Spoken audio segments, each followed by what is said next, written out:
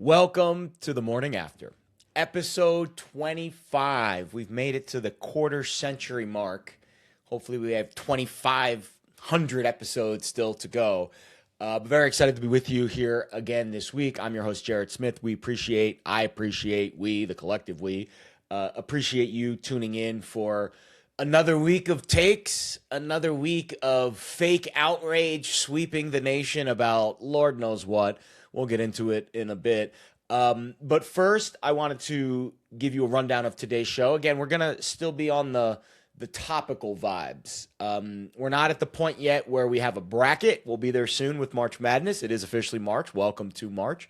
And we don't really have a whole lot of games to talk about because I don't want this show to be me breaking down the best bets of the night. You want best bets? There's a million of fake sharps all over the internet waiting to give you best bets. That's not what this show is. That's not what we are going to spend our time doing. We are going to continue to I am going to continue to give you my opinions on what I'm seeing in sports and wake up to what matters. That's the motto of the show.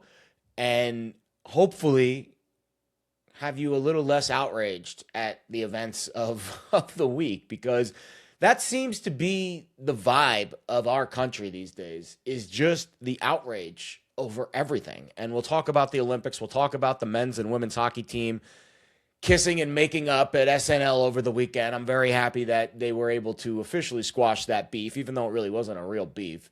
It was a media fake meat beef that I think officially now is in the rearview mirror. We will talk about that a little bit later in the show. We'll talk a little bit about the NFL. I want to touch on the combine. I want to touch on the salary cap. I believe there are some topics there to discuss. But I'll also talk some March Madness. I mean, listen, I think, and that's where we'll start tonight, because college basketball is kind of like this shooting star that streaks across the sky for 6 weeks every year. Because let's be honest, in terms of the mainstream focus, and I'm not taking anything away from the very sharp, smart people that cover college basketball year-round. I'm friends with a bunch of them. They do fantastic work. I have some pals at all kinds of different networks that I've worked with over the years. That's all they do. From sun up to sundown, year-round, they talk college ball. But that's not what the mainstream media really focuses on, nor is it really what the average sports fan focuses on most days of the year. In reality, college basketball only enters the national spotlight for about 6 weeks. We're in the end game now, where the Super Bowl hangover, right? That wave has receded, and now everyone's looking for something to grab onto for the next month or two until we get the NFL draft, which is the next big NFL moment, right? Because football really is king. I believe most sports fans' calendars revolve around the NFL, and right now we're in that dead time where the combine's a nothing burger. The draft will be obviously a big event, and we'll talk about the NFL a lot that month and the weeks leading up to the draft. But we're kind of still in that no man's land where the NBA is tough watch. The NHL obviously is not the mainstream focus, and Major League Baseball hasn't started yet. So I think we're very much in the meat, the center of the universe when it comes to college basketball. And you're going to hear a lot of opinions from people over the next month. Everyone's allowed to have an opinion. I have an opinion about college basketball. Everyone has an opinion about who the good teams are, who the bracket busters are, who the busts are going to be, who the sleepers are going to be. Totally fine. My advice to you, and if you're listening to this show, you're probably engaged in sports gambling media in some capacity. You're probably engaged in sports media in some capacity. You probably follow a lot of people. My advice to you is to identify the people that are specifically college basketball insiders. That's who I get my information from. Now, I am slightly more educated than the average fan because I have worked in college basketball before. I actually traveled with numerous college basketball teams in the early parts of my career when I was working in radio. And it's a passion of mine. I love March Madness. So I ramp up my intrigue and my interest in it around this time. But I would be lying to you if I said I am as knowledgeable as someone like Ryan Hammer, who covers it year-round, as someone like Greg Peterson, who does a great job covering college basketball year-round. Jim Root's another name that comes to mind, who I've worked with in the past, who wakes up 24/7, 365, and all they do is absorb college hoops. So I'm a middleman. I can make educated decisions on the market and where things are moving, but I'm getting a lot of my information from a lot of these sources that are outside of my own brain because I wasn't watching in November, December, January. Now, I've made the case before that it's okay to A, have an opinion, B, wager on that opinion if you haven't bet college basketball all year. There is this sort of fresh slate theory that if you're biased by stuff that happened early in the year when rotations were different and they weren't in conference season and they didn't really know what their teams were in November and December and they were trying to figure things out, and you formulated an opinion about a certain team at a time where even their opinion about their own team wasn't set in stone yet, I actually think there is some benefit to just waking up March 1st and saying, all right, let's go hammer some college hoops, because you're not biased by things that happened during earlier parts of the year that might not have been important. However, knowledge is power, and the more you watch these teams, the more context you get on them, that obviously can help you as well. So don't just think that because you haven't watched college hoops all year, you're just going to wake up and do great in the tournament. It's a very tough time to bet college hoops. However, it's very fun. And I understand why people who don't watch it year-round all of a sudden wake up on the end of February, early March, and just dive right in, because it's really exciting. It's definitely a better watch than the NBA. There's no doubt about that. And I do think it's going to be something that we'll talk a lot about over the next few weeks. I do have some rudimentary opinions about the markets. I do think there are 3 elite teams in college basketball. One of them might not be as elite as they were last week because they just dealt with a major injury, and we'll talk about that in a minute. And I also do believe that there is a team that is kind of being slept on in the market. Not necessarily a long shot, but a team that is highly decorated, that is not being priced among the elites. So if you look at the college basketball futures market, it's Michigan, Duke, and Arizona. Those are the big 3 right now. Now, Michigan, I think, is a team that I would be selling in March. When I watched them over the last couple of weeks, I was very impressed. And I was like, this is a team that can win the NCAA tournament, no doubt. And then LJ Kayson, one of their best guards and their best shooting guard, tore his ACL over the weekend. And he's obviously out for the year. So my opinion on Michigan has cooled a little bit. And I still think their bigs are elite. I like Cadeau, the point guard. He's got experience. He's been in the tournament before, and, guards matter in March. But Michigan doesn't have a ton of depth in the backcourt, so losing Kayson's a big injury. We'll see if they can overcome that. But Michigan is still a very good team, and I could still see them making the Final Four despite that injury. Duke and Arizona appear like the 2 best teams in the country. Now, the reason that I'm not very sexed out by Arizona, I'm not very high on them in terms of winning at all, is because they really don't fit the profile. And yeah, I did just come up with the term sexed out. I don't even know if that's a word. Don't look it up, nor call me out for it, because I just kind of made it up and hope no one noticed. So there are 2 things in March. Like when I'm analyzing teams that are going to go deep into March, there are 2 things that really stand out to me. Do you have the ability to shoot the 3? How often do you shoot the 3? Because that is the great equalizer in any game. And that's why the upsets tend to happen in college basketball, more so in other sports, because you can get hot from 3 and all of a sudden your warts don't matter as much.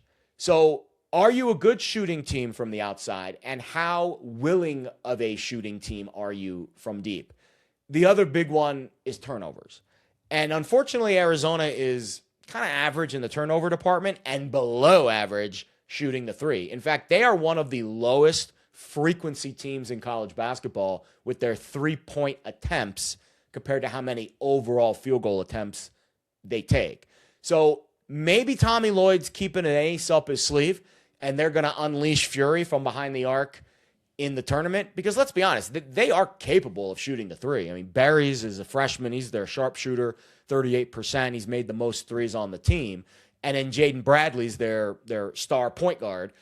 He's also capable. And then they've got this dude off the bench, Del Orso, who played really well when Koa Pete got hurt, their freshman big man. Del Orso is kind of a swing guy, 6'6", also 32% from three. He can stroke it as well. So Arizona has guys that can make the three. They just haven't been a willing team taking threes this year, and that's why I'm a little bit bearish on the Bearcats on the Wildcats as we head into the NCAA tournament. So that leaves us with Duke. If Michigan gets downgraded a notch because of their injury, and if Arizona doesn't quite fit the metrics, it's fair to say Duke is the number one team in the country in terms of my power ratings as we head into the NCAA tournament. Teams that I believe can win the tournament. Now, the big knock against Duke is they're very young.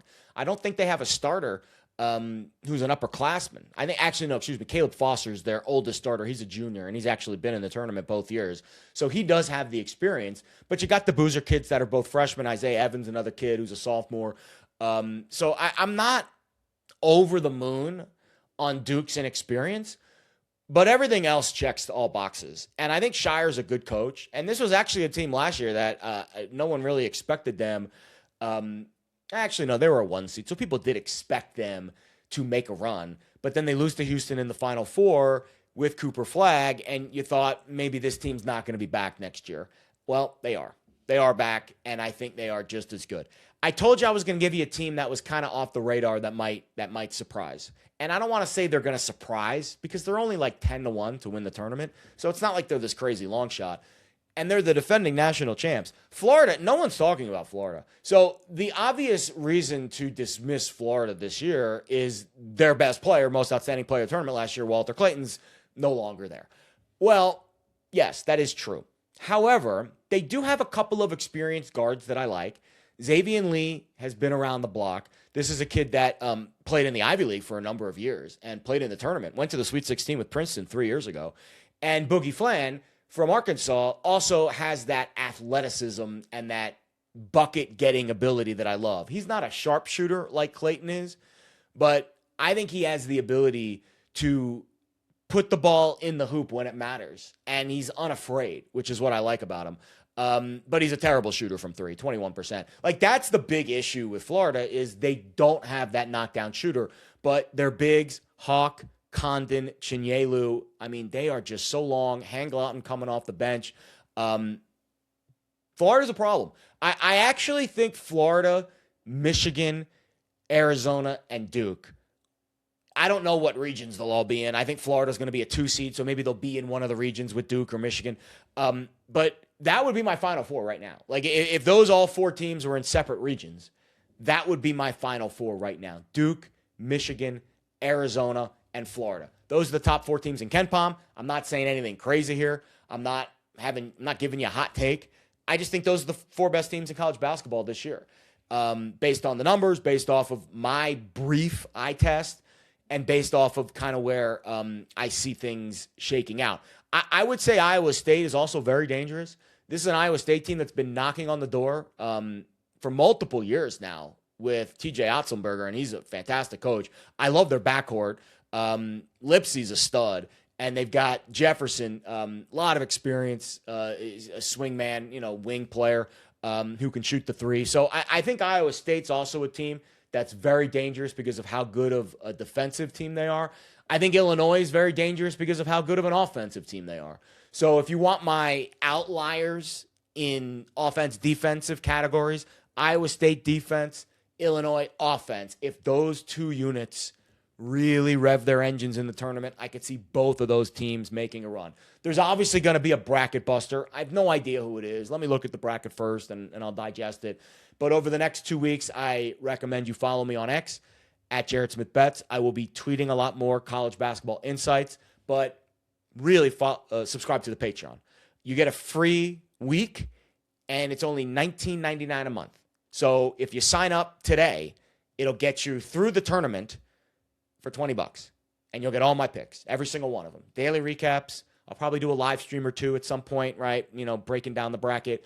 And you get all my charts and all my insights, and it goes right to your inbox every day. So strongly recommend. This is a very good time to sign up for the Patreon before we get into baseball season, which will translate or transition into Nerfies and Yerfies and all that fun stuff. But right now, college basketball is top of mind. I'm not claiming to be an expert. For all the haters that watch this show that don't like it when NFL football guys start talking college hoops around end of February, early March, save your outrage. I'm not claiming to be this big brain, galaxy brain college basketball expert, but I have been watching and betting on the tournament and college hoops for over 20 years. So take that for what it is. Excited, though. I think it's going to be a really exciting time. It's probably one of my favorite months of the year, March, and we'll get into it hot and heavy as college basketball really starts to turn a corner over the next couple weeks. Speaking of turning a corner, lots of corners were turned on the field in Indianapolis over the weekend. The NFL Combine wrapped up. We like to call it the Underwear Olympics. Certainly a fun watch from a outsider's perspective, but I am not changing my opinions of any teams and who they should draft based on the Combine. For example, Sonny Styles and David Bailey, the edge rushers, linebackers from Ohio State and Texas Tech, lit up the Combine with their scores, with their metrics and their times and their speeds and everything. I mean, these guys are freaks of nature. I saw a couple of, I guess they were maybe tongue-in-cheek posts that, maybe Sonny Styles is going to be, number one pick. Look at all this great, all these unbelievable times in the broad jump and this and that. Guys, Fernando Mendoza is getting drafted first overall. I don't care if David Bailey or if Sonny Styles jump out of the building with their high jump. I just don't see the Raiders, who have had a laundry list of quarterbacks over the last decade, not taking Fernando Mendoza. I just don't see it happening. So all of the fun theatrics that have taken place over the weekend, it is entertaining to watch. It is really exciting just to see how freakishly athletic some of these guys are. But they're doing it in spandex, and they're not wearing pads or helmets, and there's no plays, and there's no context when you're just watching guys run a 40. It really doesn't move the needle much for me in terms of changing my opinions on who teams are going to draft. That being said, I do think you can get caught up in the noise, because the Combine is when everyone comes together, right? GM, scouts, everyone from different teams, even though I'm hearing reports that less personnel members are going to the Combine because the pro days really are where it's at. But still, the point remains that it's kind of a melting pot for the NFL minds and media to come together and to crowdsource. What do I mean by that? So imagine you are a team that drafts second or third. Maybe you're the Jets. You've got 3 first-round picks. And you know that there's a couple of teams drafting between you that have their eye on someone that you might like. Well, what good would it be to go to the Combine and sing that player's praises? To go to every single media outlet that will listen and say, I love this player. He is so good. He is on our radar. He is high on our draft board. What good would that do the team that wants to actually draft that player? The answer is no good at all. So if you are absorbing things that team officials are spewing to the media, you should be highly skeptical of that. It is lying season. In addition, if you are going to these Combine Pro Days talking to other NFL officials from other teams, don't you think it would make sense for you to lie to those officials to throw them off the scent of who you really like? So imagine I'm the GM of the Jets, and I'm talking to the GM of the Raiders. I don't know, the Cardinals, whoever's drafting behind me. And I really like this linebacker. We're going to go look at this linebacker at some pro day. Man, this linebacker looks so good. If I really like this linebacker, do you think that I'm going to say anything positive to any other team about him? No, I'm going to say negative things. I'm going to say, the 40 time could be a little bit tighter. The head size is a little bit small. The arms are a little bit narrow. You're going to find any reason possible to degrade the value of that player if you actually do like them. And on the flip side, if you don't like a player, he's the best thing since sliced bread. Doesn't that make sense from a strategic point of view? If I was a GM of a team, and I'm never going to be, probably not in this lifetime, maybe in another, I would be spreading so much misinformation about the players I actually like. Now, is that ethical? Probably not. Is it legal? Sure. And the media just wants some information. They don't care if it's true or not. The insiders get fed information all the time that is total bullshit. But they know, the team officials know, that the insiders are going to put that out because it makes them look smart. Oh, I've got inside information. This undisclosed sources say that this team really likes this player. Oh, no shit, really? It makes no sense to me when I see these reports come out that this team is in love with this player. Why the fuck would you leak that information? There is no upside to that. Zero upside to leaking information about how much you actually love a player. You should be doing the opposite. And I'm sure these GMs are smart enough to know this. And I would be highly skeptical of any inside information you get over the next few weeks leading up to the draft, because odds are it's coming from a compromised position, a position where the team that's telling you the information actually wants you to believe the opposite. Now, I'm not saying that's 100% of the time. I'm sure there are reporters out there that have cultivated good relationships with teams and they can sift through some of that noise. The problem is you really don't know. It's like a game of Russian roulette. You really don't know which report is accurate or not. You've got to use discernment, a lot of discernment on your end to try to sift through some of the bullshit. Here's a good example of something that I know is typically bullshit. When a team is very, very high on someone and announces it to the world. I just see no upside in that. Zero upside. So when I see Schefter, Rapport, someone like that, Peter Schrager's been duped a few times in his career. When I see those guys leak out, this team is really engaged. They love this guy, and he's a perfect fit for what they're trying to do. I'm sure he is. But that doesn't mean that they're going to draft him. In fact, it probably means they're trying to push someone else to draft him because they're looking at a different guy. So I just be skeptical. I'm not saying 100% of the reports you're seeing over the next month or so are inaccurate. I'm just saying most of them have some ulterior motive attached, and it is your job as the consumer of the information to discern what that motive is. Maybe it's a way to actually get to the truth. It's all a big web of lies. So just be very careful over the next month about the information you consume regarding the draft and the NFL prospects. All right, let's continue the NFL talk. I want to talk about the salary cap because this was a fascinating release last week. So the NFL salary cap has almost doubled in the last 8 years. Why am I using the time window of 8 years?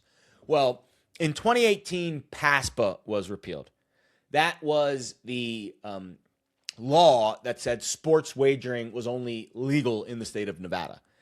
And once PASPA was repealed, each individual state became responsible for their own sports betting laws. New Jersey was first in line. They legalized it.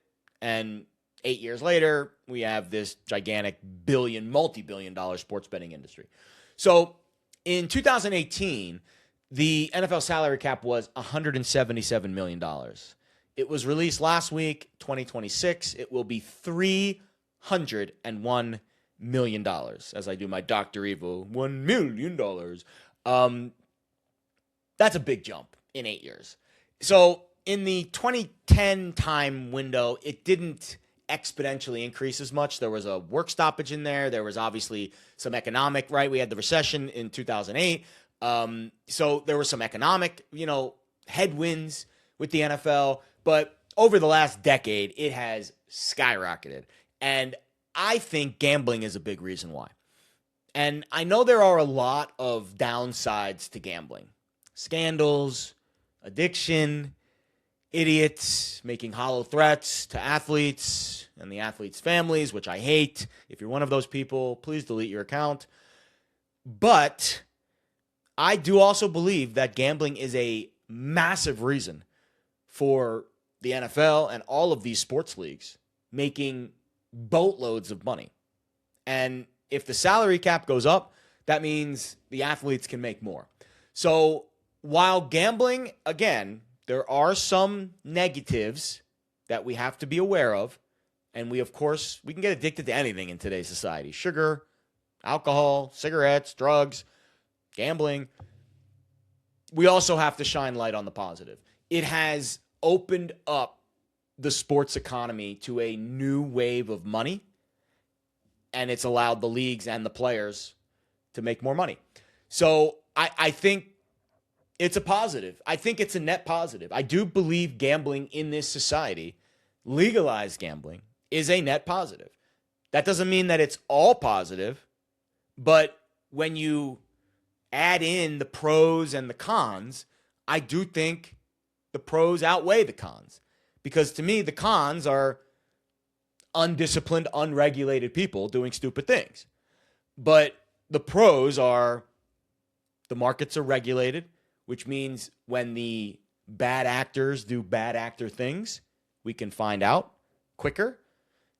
And of course, the insane amounts of money that is flowing into the leagues. And then, of course, they can funnel that back to the players. So I am intrigued to see what the future holds for sports betting. It's a very unique time in this industry because I think there is starting to become a very strong pushback against sports betting because of all the scandals and the addiction and all the bad things that are happening. But again, I do think it is a net positive.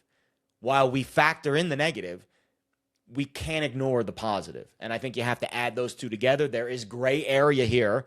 We don't have to live on one side of the aisle or the other, all gambling or all no gambling. It can be somewhere in the middle where we have legalized gambling, but we just tweak some certain rules and regulations to make it more palatable.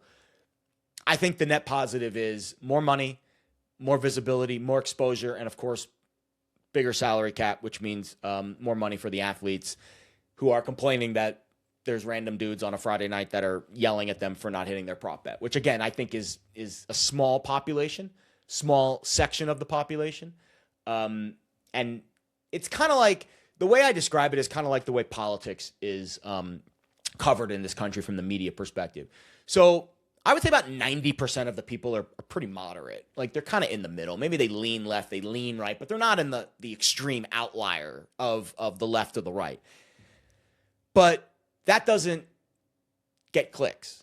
If someone's just kind of, okay, I lean this way, I lean that way, but I see both sides. That doesn't get clicks. What gets clicks in today's media culture is outrage, anger. Well, you're only going to find that from like 5% on this side outlier and 5% on the other side. Like 10% of society that are in these outliers are going to get 90% of the coverage because that is what is going to generate the most amount of views and eyeballs to watch your network. I feel the same way about sports betting with the scandals. 90% of sports betting is pretty ho-hum, pretty regulated. However, you get these outliers, right? You get these scandals that are kind of outliers, right? You get a couple scandals here or there. In the NBA, maybe they're a little bit more prevalent, but we haven't really seen much in the NFL other than Calvin Ridley and, a couple guys betting on a couple things that they shouldn't be betting on. But that wasn't really a scandal. That was just, kind of a misdemeanor. And then you get the absurd DMs that people will send athletes and families of athletes after a loss. But those get blasted out to a wide audience.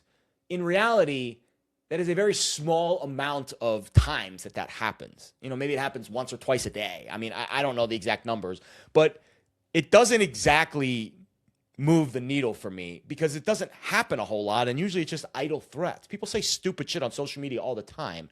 Doesn't mean they're actually going to do anything. It just means they're going to say stupid shit because they can get away with it because they're behind an anonymous screen. So that stuff will get a lot of attention, but I just don't think it's a reason to cancel gambling. And we're seeing a push for that in our current regulatory structure, especially in I'll call it the lobby of politics. Like, hey, we need to push back on sports betting, right? You haven't seen any major states come online lately. The prediction market is going to be a battle. Like, we are going to have a Supreme Court case at some point in the next 5 years that actually defines what gambling is, because the prediction markets right now are starting to shake up the landscape where states don't want them in, but it's kind of hard to say no because it's a federally regulated product. So you're getting all these lawsuits, Nevada, Massachusetts, and I think that's going to be a big part of the regulatory future that gambling has. What is gambling? Because the prediction markets say that the contracts that they offer aren't really gambling, but it is. Just like the stock market is gambling. But they can kind of loophole it where they're not really calling it gambling, and they can get away with offering it in states that don't have legalized gambling. So we're in this kind of weird gray area, this weird Wild West. We need to iron out these inconsistencies, but I think eventually we will. We just have to give it time, and we have to not be outraged by every headline. Unfortunately, that's kind of the lifeblood of our society. Outrage. Speaking of outrage, as we close the show tonight, short show tonight, don't really have a whole lot going on. This U.S. Olympic hockey stuff, I can't believe we're still talking about this 2 weeks later, but here we are. So the big story this week was obviously the State of the Union and the men's hockey team appearing at the State of the Union address and getting their waves and their congratulations. I believe Connor Hellebuck was awarded the Presidential Medal of Freedom, which again is very common for star athletes to be invited to the White House and be decorated by the president. It happens all the time. Well, people were still mad about it. Very mad about it. You would think they committed genocide. It was insane. Megan Rapinoe and other members of the U.S. women's national soccer team hammered the men's Olympic hockey team for being, quote unquote, pawns in politics and getting used by President Trump. This is another example of the indoctrination of the public by the media. Even the women's hockey players were dismissing it as it really wasn't that big of a deal. We're not focusing on it. But Megan Rapinoe and all the U.S. women's national team soccer players wanted to make a big stink about it. Oh, by the way, Megan Rapinoe, I think 3 or 4 years ago after the U.S. won the World Cup, was awarded the Presidential Medal of Freedom by Joe Biden. But I guess she wasn't a pawn then. But the U.S. men's hockey team now are pawns. It really boggles my mind how outraged people get just because President Trump does something. It is the definition of identity politics. You're not mad at what he's doing. You're just mad at him. So even if he's doing something positive, you're going to hate it because he's doing it. That is a very dangerous level to operate from intellectually. It is a mind virus because nobody is 100% to anything. Do I agree with everything President Trump does or says? No. Was his joke about the women's hockey team in poor taste? Yes. Shouldn't have said it. My grandpa used to say stupid jokes all the time. He's 81 years old. He said something dumb. Shouldn't have said it. We just move on. But no, now it's like the end of the world. Every time the men's hockey team appears, it's like this flashing light of, no, they're all Trumpers. Like, what? No. They won a hockey game. They won a gold medal for the first time in 46 years. Give them their due. If there was a Democrat in the White House, same thing would be happening. They would be going to the White House. I don't know if they'd be at the State of the Union, but they would be given, someone maybe would have been given the Presidential Medal of Freedom. They would have been shaking the hands of the president, blah, blah, blah. Everyone kisses babies and has a great time. This isn't new. And if you go back to 2012, when Obama was in the White House, Tim Thomas said, Bruins goalie Tim Thomas said, I'm not going to the White House to get congratulated by President Obama. He made that decision. And I remember I went back and I watched the video from 2012 of national news media, MSNBC, hammered him for that decision. Absolutely hammered him for it. It was a distraction. It was this. It was that. Maybe it wasn't quite outrage level, but MSNBC was very upset with Tim Thomas for not going to the White House after the Boston Bruins won the Stanley Cup. Flash forward 14 years later, And the same left-leaning media is outraged that the men's hockey team went to the White House. So again, you just see the hypocrisy that exists in our national media coverage. It is outrageous. And it sparks a lot of outrage. Why? Because outrage gets clicks. Outrage gets views. And as long as people keep clicking buttons, they're going to keep sparking and fanning the flames, even if it's not ethically sound. It's horrible journalism ethics. The journalism ethics of that situation are horrible. When I was in journalism school, my professor said, do not put yourself or your opinions in the story. And we talked about this from the Olympic podium, where reporters are going up to athletes that they know lean left and just feeding them the question, well, what do you think about ice? Who cares what a 25-year-old skier thinks about ice? It's not relevant. You know you're going to get a negative response from him. You know he leans left. You've covered him probably for years. It's just bad. It's bad journalism. We need to get back to telling the story of what happened on the field or the mountain or the ice, whatever. We need to get back to storytelling, unbiased storytelling, unattached. For example, at this stage of my life, I lean a little bit more right.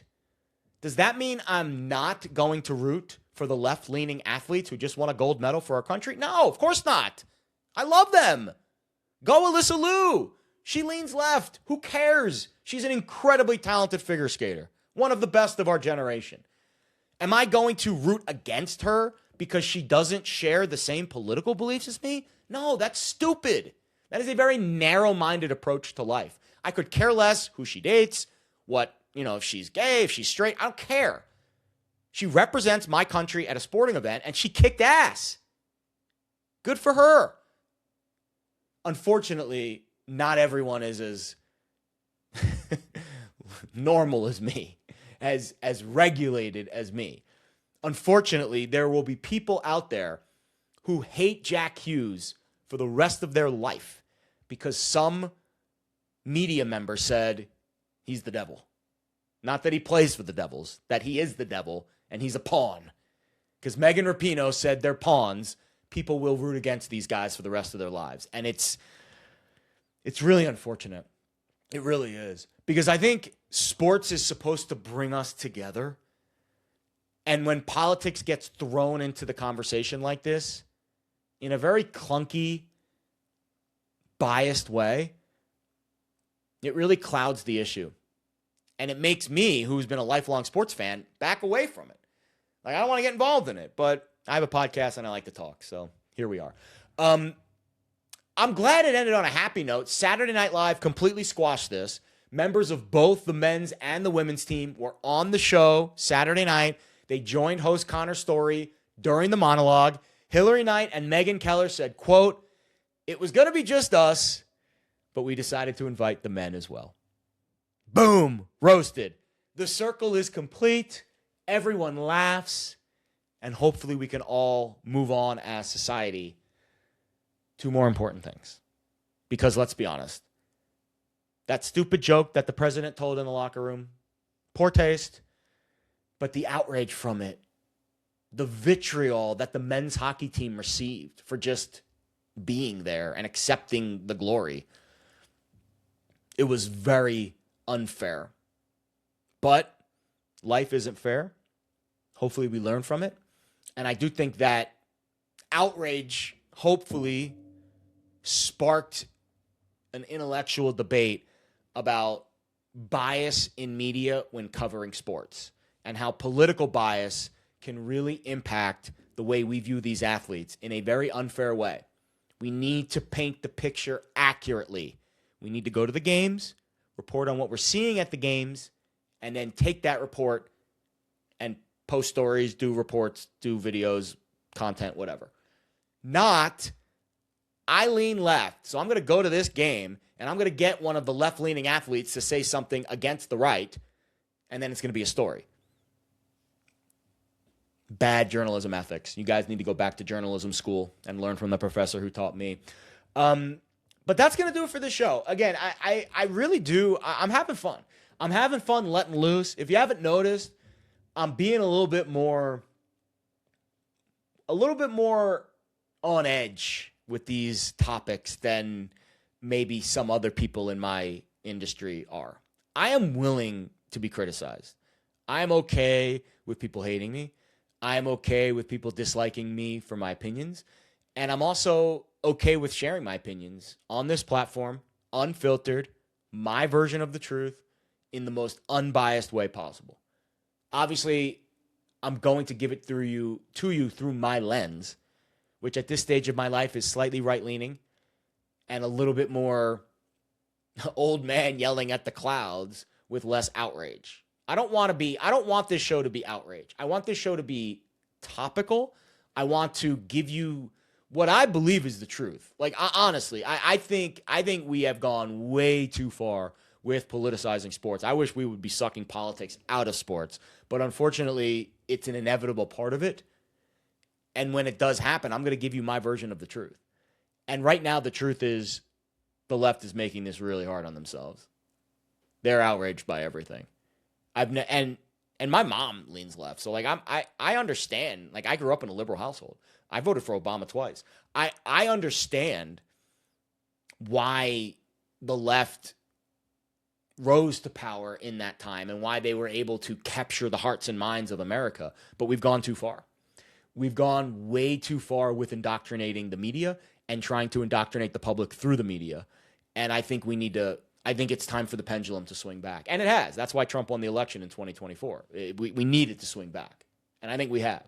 And I think I think the public is starting to get a little bit more educated on where the misinformation is coming from and where the extreme bias is originating from. Like, it's so obvious. For example, the thing in Iran, you had American women in the streets protesting the war. Simultaneously, Iranian women in the streets celebrating being free. Just wrap your head around that for a minute. People who were from Iran, who went through the horrors of that regime, celebrating in the streets, crying, wailing, we are free. And then you have paid protesters, far left protesters, saying no war in Iran. Those are Americans, by the way, who have never been persecuted to the level of the Iranian women. It's an insane visual to see those two things happening simultaneously in our country. And it just shows you how indoctrinated that side of the aisle has become. They are incapable of seeing any other opinion but the opinion of their party. They don't have any critical thinking skills. They're not like, you know what? I know usually we're anti-war, but this one was kind of important because this guy, this Khamenei, Ayatollah, has been terrorizing the world for like 5 decades.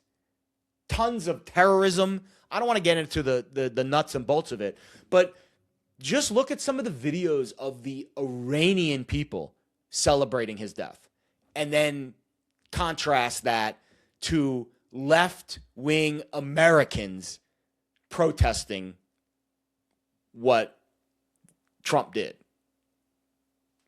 It's not if it's good for, like, it's not if it's something good, it's immediately bad just because Trump did it, that's not the right approach. You need to look at every situation independently. Don't look at who is executing the order. Look at, is this a good thing for our country? Is this a good thing for the economy? Is this a good thing for world peace? Getting rid of a dictator that's responsible for most of the terrorism in the world is a very good thing. But there has to be an outrage. There has to be someone outraged by everything. And unfortunately, it has seeped into the sports world.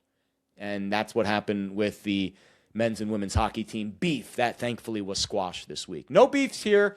Loving what I'm doing on the morning after. We have a lot of fun things planned for you over the next month. I've got guests for the draft. We've got partnerships. We've got platforms that we're going to be going on to. I'll be doing some film breakdowns. And of course, March Madness. So stick with us. Subscribe to the YouTube channel. Subscribe to the free newsletter. We've got Patreon. We've got Discord. We've got Substack. Every possible platform you can think of, we are on. We are doing our thing. We are creating content. We are trying to spread some joy, spread some love, and to be a mirror to society as we move forward into 2026. So I appreciate your time. Thanks for listening and watching The Morning After.